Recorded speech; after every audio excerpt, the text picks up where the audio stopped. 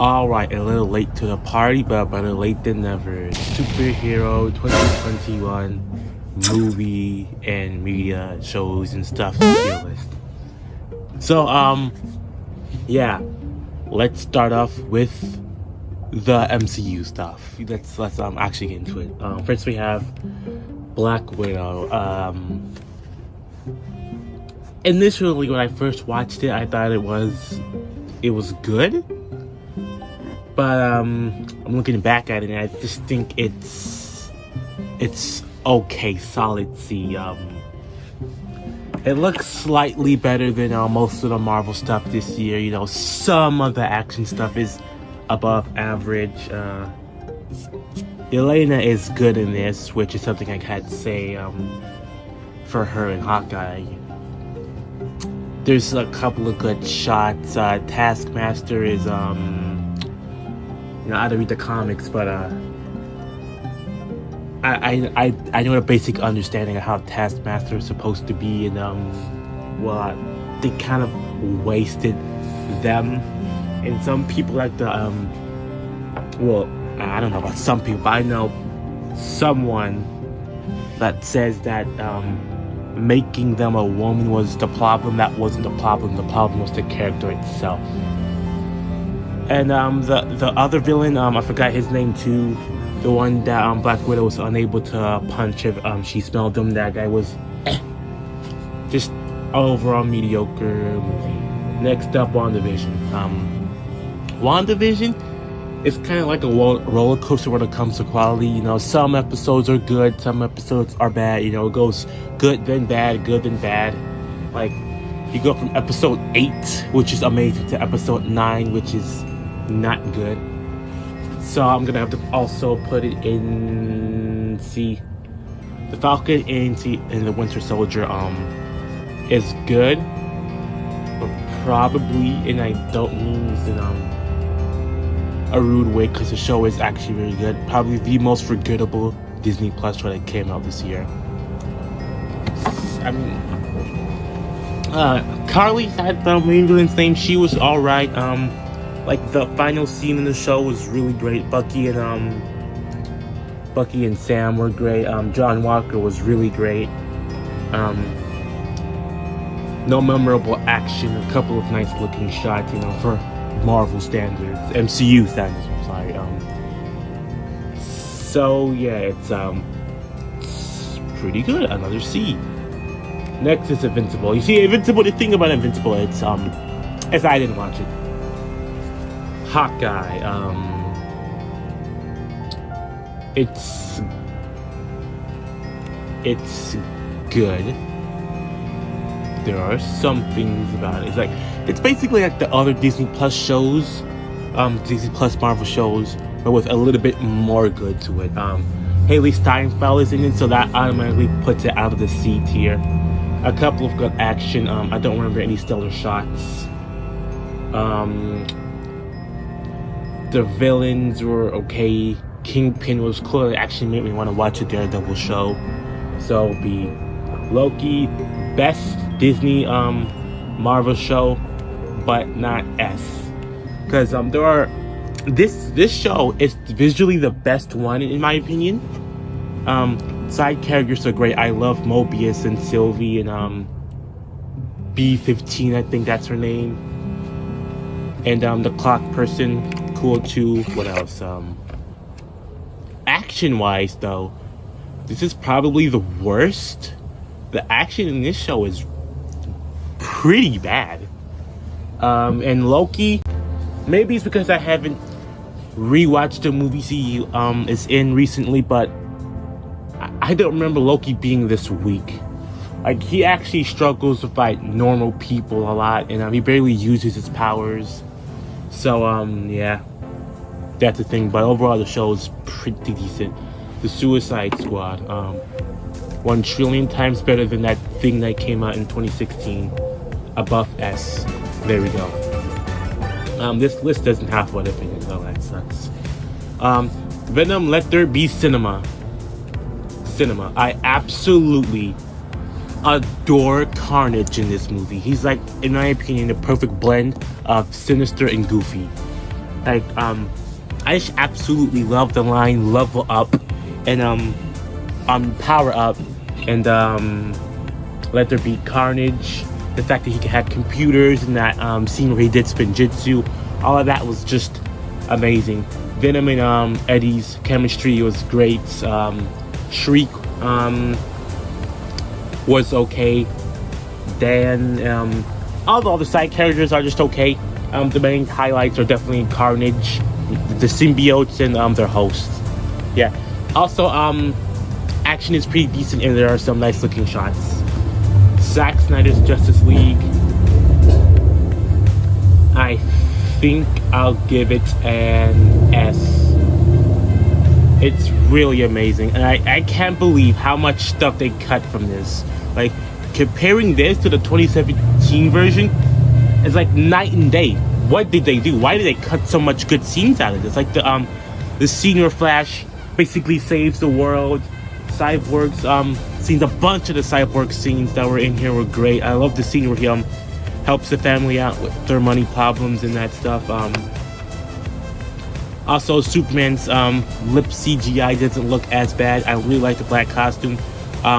What's his name? Steppenwolf was once again night and day. Steppenwolf in 2017, garbage design, garbage motive, everything about him garbage. But Steppenwolf in this movie actually, and this is a thing with Carnage 2, made me sad that he died. Which I don't really get sad when villains die a lot, but like, he was so good. He kind of reminded me of Zuko from The Last Airbender, which was great. Also, I love the little purple highlights on his suit. Just everything about this film really great. Eternals, I'm gonna keep it the second half here. I really adore Eternals. I don't like this film. This film does not really feel like an MCU film when it comes to the way it's shot. There's a lot of shots that I just haven't seen come remotely close to like in any other MCU movie. The characters are also nice besides Coca-Cola. Action is pretty decent. Visuals are great. I really like Cersei. Icarus is alright. Kind of sad. The guy who played Jay from the Lego Ninjago movie dipped out at the final act. That sucked. But yeah, I actually really like Eternals, and I'm kind of shocked that this is the first MCU movie to get a rotten score. Like, Sword of Dark World's right there, The Incredible Hulk there, right there. I don't understand. This movie has a lot of things going for it. Next, Spider-Man: No Way Home. Absolutely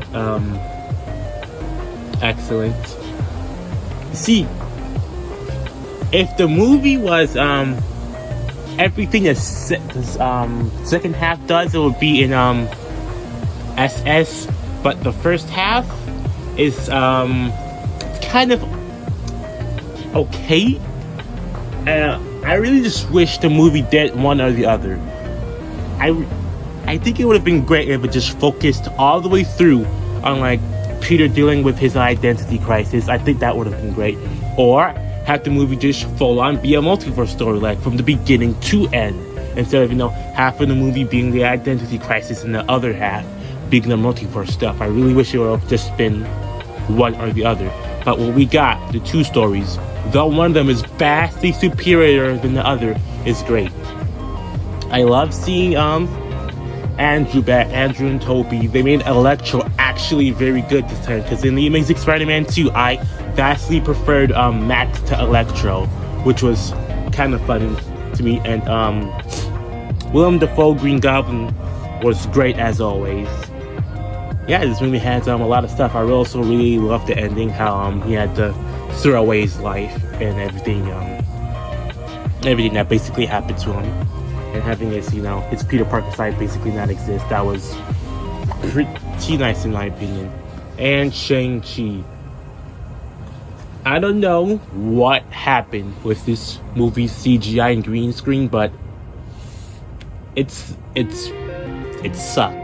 A lot of the CGI and green screen in this film is like way worse than it usually is. It's like really bad, especially on the train fight. And yeah, the action though is easily the best in the MCU. Well, the first half is the last final fight with the two monsters is the biggest and ugliest piece of CGI schlock I've seen in a while. It's two giant gray monsters fighting with tiny little hints of colors, tiny little hints of purple and orange. It's really disgusting in my opinion. Yeah, but the fight between Shang-Chi is that fight was good. It's just that final fight with the monsters, you know. The World Eater, I think it's called, something like that, and the dragon. That fight was yikes. Side characters in it were okay. I like seeing Trevor back, and the faceless monster was pretty cute.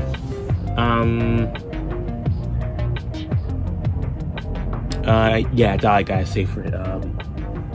Yeah, and What If isn't on here, so I'm gonna see if I can find a list with it and talk about it there. And if not, I'll just imagine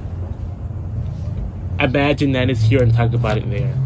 And we are back. So I couldn't find one with What If in it, but to put it simply, I would put What If in the What If has 3 good episodes, and the rest range from okay to garbage. So the garbage ones, episode 1 and the Thor one. I am so baffled why that Thor episode exists. It's basically, what if Thor was a child? Man, that is a concept I really wanted to see. Out of all of the concepts you have, you choose what if Thor was a child. So basically Ragnarok. No shame Ragnarok though. Ragnarok is pretty good. And the first episode's basically the movie recapped in 49 minutes. It basically skips through a lot of the stuff, making all of the emotional beats kind of bad. Then the okay ones, I don't remember much of the episodes from What If. Hold on.